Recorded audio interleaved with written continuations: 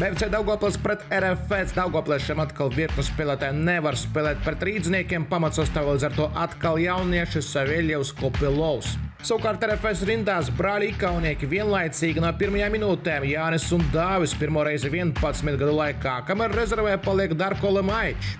Sākums gan negaidīts 6. minūtē Daugavpilieši izcīna bumbu pāripina Fofonā Kopilovam un viņš sit brīvajā stūrī, kuru atstājis Nerugals un 1-0 Kopilovam izcils sitiens BFC vadībā.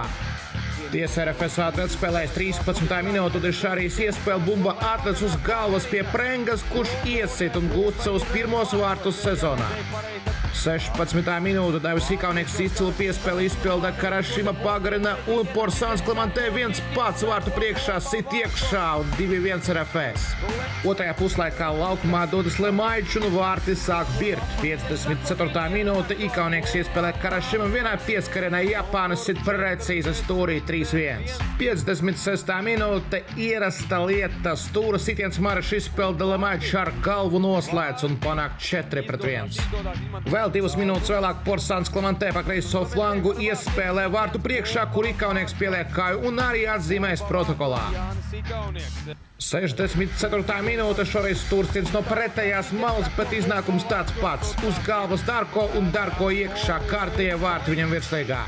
Vēl šajā mačā RFS rindās debitēja Roberts Meļķis un debitēja rezultīvi 75. minūte no vārtu priekšus ar vienu pieskārienu raida bumbu vārtos Liepājs Audzēknis. 7-1 RFS grauj, kamēr Daugavpilī tas ir lielākais zaudējums vēsturē spēlējot savā laukumā un arī atkārtots lielākais zaudējums vēsturē vispār. Dienvidkurzemes derbijs un arī 2,6 tūkstoši skatītāju tribīnēs. Liepājā atpakaļ ierastie izpildītāji uzbrukumā Bruno Melnis, Ede, arī Dio un Gejs. Savukārt grobiņā jaunpienācēji lietuvietis Baraviks un ukrainis Morarenko, kamēr uzbrukuma smailē atpakaļ Alidžavāts. Jau 25. sekundē superiespēja Oloko saņem bumbu ieskrien sodlaukumā situajā stūrī, bet netrāpā. 4. minūtē Dio iespēlē sodlaukuma Oloko atkal sit un atkal garām nigērietis. Vēl labāk iespēja 38. minūtē Mustafa Dio Reida iespēlē uz stalo stabu, tur Gejs sit tukšā stūrī, bet netrāpa. Fantastiska iespēja.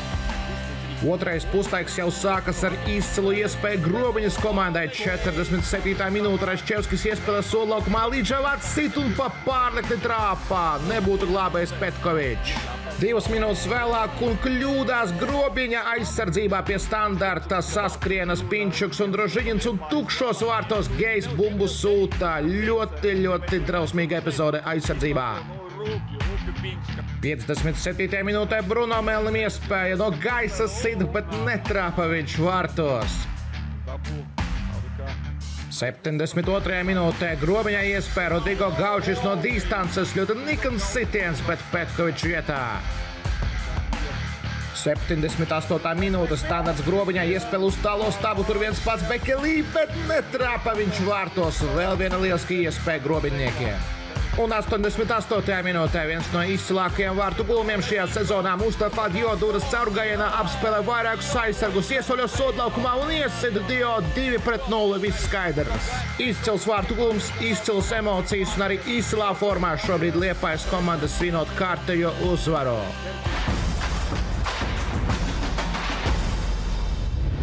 SK Supernova pret Audu Jānis Kredris stadionā. Supernova atpakaļ ierindā Rjuga Nakamura rezervē Miņins, kā arī Latvijā atgriezies Rauls Maslovs un uzreiz viņš ir starta sastāvā.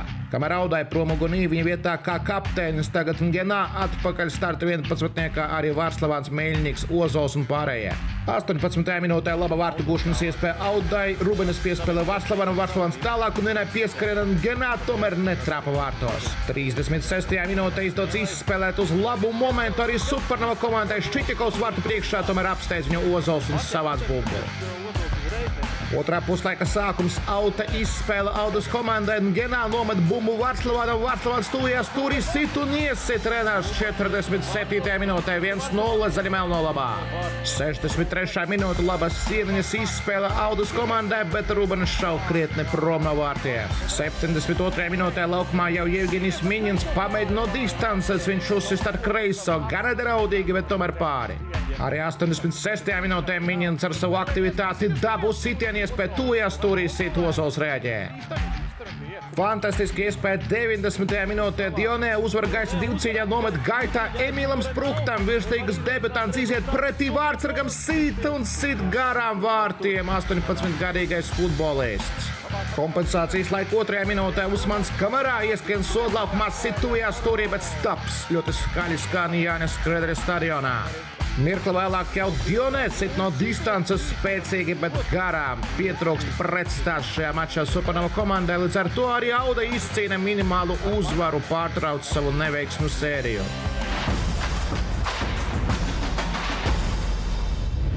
Rīga pret Jelgavas konto stadionā. Rīga pamatsastāvā jau Emīls Birka, atgriežas arī Mankenda un Peņa, kamēr malā šoreiz Musā, Toņiševs un Diobs. Jelgava atkal var reiķināties ar Robertu Veipu un Viktoru Promesu. Pamatsastāvā arī no RFS izierēties Gļebs Žalejko, kamēr Kristaram Penkevicam diskvalifikācija kārtīšu dēļ.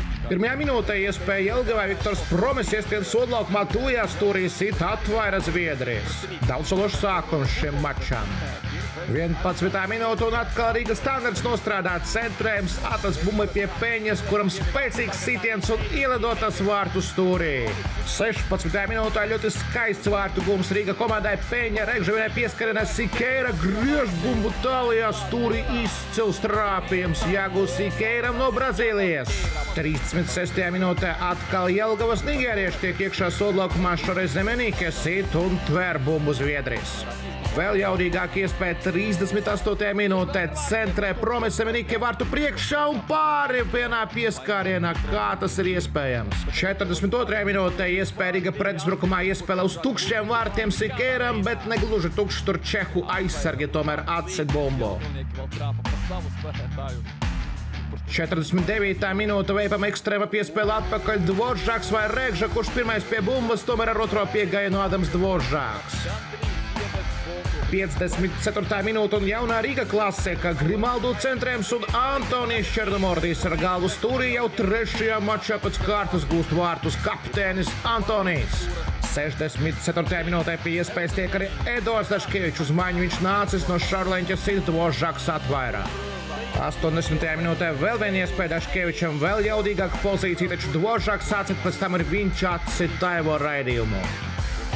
87. minūtē iespēja arī Ruslanam Derožinskim, kurš tagad Jelgavas kreklā spēlē, bet atkal darbiņā Zviedrijas kārtējos savu spēli viņš nopelna, kamēr Riga izcīna 15. uzvaru pēc kārtas, atkārtots Valmieras sasniegums pirms 3 sezonām. Un arī Riga kluba rekords, protams.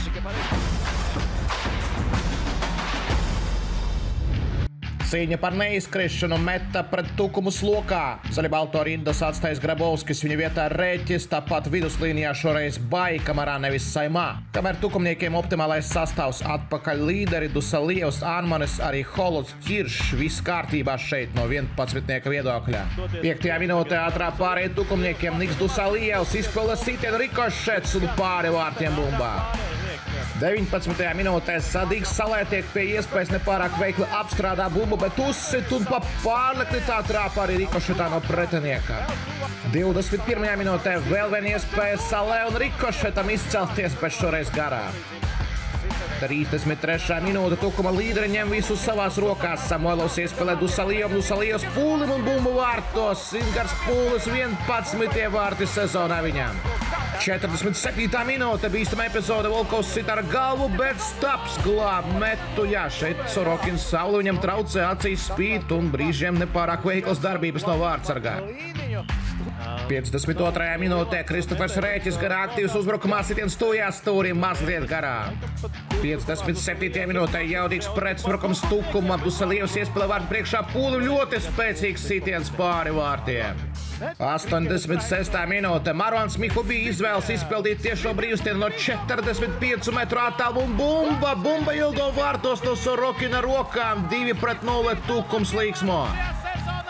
89. minūtē Sorokins jau duras pretnieks sodlaukumā laboties, bet zaudē bumbu meta piespēlu uz priekšu Bekimā, viņš nav aizmugurē, skrien pretī tukšiem vārtiem un ripina iekšā, 3-0 Tukuma labā. Ārkārtīgi svarīga uzvara cīņā par neizkrišanu, meta paliek pēdējā vietā. Kārta, kur 3 uzvaras izcīnīja izbraukuma komandas, ļoti iespaidīgs panākums RFS pret Daugavpili ar 6 vārtu pārsvaru. Turnīra tabula izritinās 1., 2., 3., 4., 5., 6. un pēc tam apakšējais četrnieks izskatās šādi pagaidām. Un tuvākā kārta iespējams svarīgākā vasarā, jo pirmā 6. komandas tiekas savā starpā, bet apakšējā četrnieka savā starpā. Ļoti intriģē mačs starp Supernova un Tukuma komandām. Savukārt RFS pirms Eirokausiem iesaldīsies ar maču pret Liepāju, ļoti labā formā esošo Liepāju.